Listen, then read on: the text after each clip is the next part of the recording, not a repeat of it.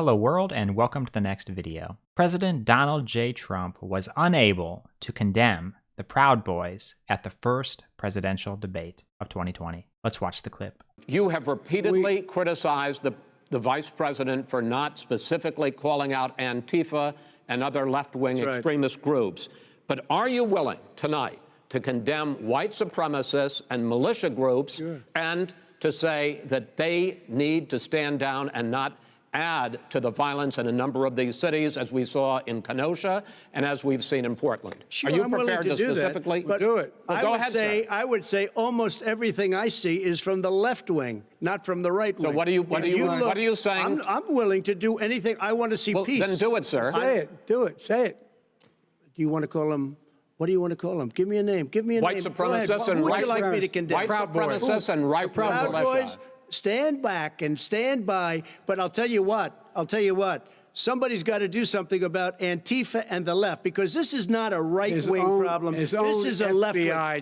This is a left-wing problem. White supremacist. Antifa's an idea, not an organization. Oh, you got to be not kidding. Militia. That's what his FBI. His FBI director Gentlemen, said. Well, then you know what? No, we're done, sir. We're moving on to the next. We're moving. When a bat hits you over the head, that's not an idea. Everybody Antifa in your administration tells you the truth has a bad idea. Can I tell you what? You have no ideas.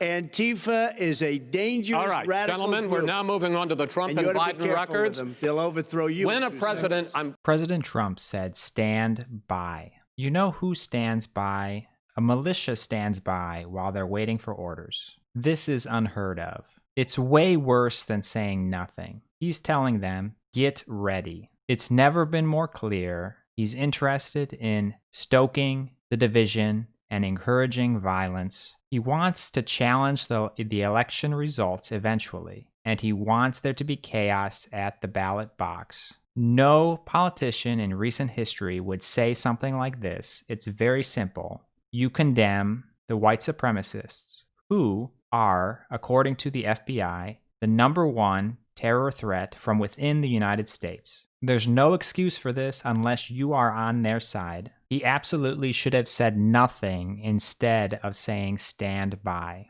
Every statement by the president is divisive and intended to divide people. Every statement loses him more supporters. Every statement pushes people away. It's stunning that this is the strategy. We've never had a guy like this. I have to be honest. He's really, really bad and violent. He wants destruction. In the best case scenario, if he had said nothing about the Proud Boys or other white supremacist groups, then I wouldn't have to be here saying this. But he said stand by and be ready. Be on guard. This has been the most talked about moment of the first presidential debate. And I think it did stun a lot of people who are sitting there and saying, wow. He actually couldn't do it. In fact, he encouraged them. And members of that group have had a response, and they are thrilled that the president backs their violence. This is not an exaggeration. This is not normal. We should not condone this. We should never condone this. As many people have said, take your protest to the ballot box and vote.